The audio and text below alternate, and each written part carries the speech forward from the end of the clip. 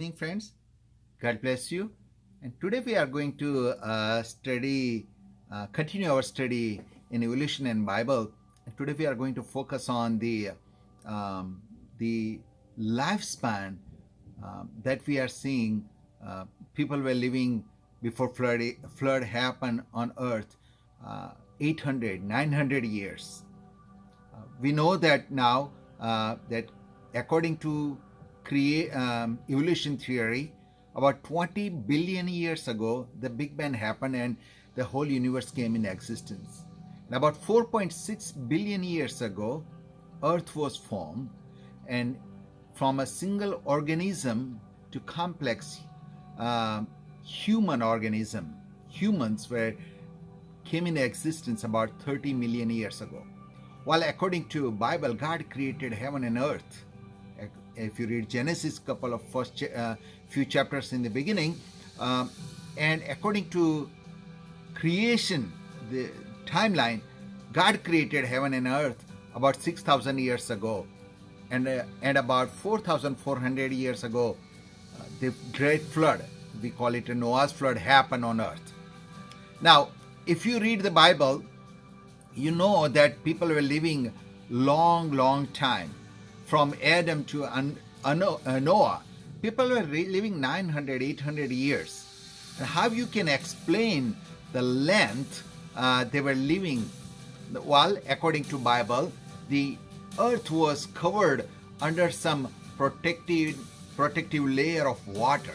We don't know how it was and how it worked, but it must have blocked all the UV rays and harmful X-rays that were coming down on earth. Do you know that as of today we know that science has proved that about 90% of skin cancers that we are seeing is happening due to UV rays we are getting from the sun. Also, the UV rays we are getting today is weakening our immune system. It is increasing the rate of aging also. So UV rays had a very harmful effect. So before the flood, the earth was covered with some water covering that was preventing these deadly UV rays and X-rays that were going to affect. The another piece of thing is the currently we have about 21% of oxygen level in our atmosphere. Well, that was not before the flood, or those in ancient times. The oxygen level was much higher. If you watch the Jurassic Park movie where they extract the DNA from the amber, a scientist has found an amber with an air pocket in it, and from that air pocket they have measured the oxygen content, and those oxygen content were about 35%. And we know today that richer the oxygen or the higher the oxygen percent, it increases the healing of the wounds. It increases the immune power. It protects us from getting infections.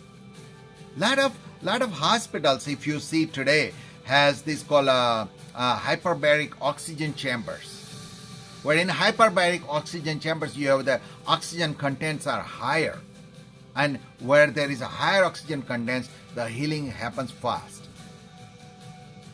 And when before the flood, when the oxygen content was higher, the immune system was better, healing was happening quicker, and people no wonder were living a longer life. If you remember, 1987, baby Jessica fell down in a small 8-inch steel tube, and the whole world was watching. When the baby Jessica was pulled out from that tube after 2.5 days, doctors found that her right leg was bent backwards and it was completely black. And doctor wanted to cut that leg off. But somebody suggested why we don't put baby Jessica in a hyperbaric oxygen chamber. Well, they put in a hyperbaric oxygen chamber, and within few hours, that lake turned to pink. And except cutting out a couple of toes, they were able to save the entire foot. So there was a different kind of environment before the flood where people were able to live longer. And if you see after a flood, the average lifespan started decreasing. Shem lived 600 years, Arphaxad lived 438 years, and Abraham lived 175 years. And today we can know that 100 years or living more than 100 years is not uncommon. So creation story can be explained, the long life can be explained by what we know through science, that the environment was different. However, one thing, if you look at the evolution theory, they cannot explain one thing.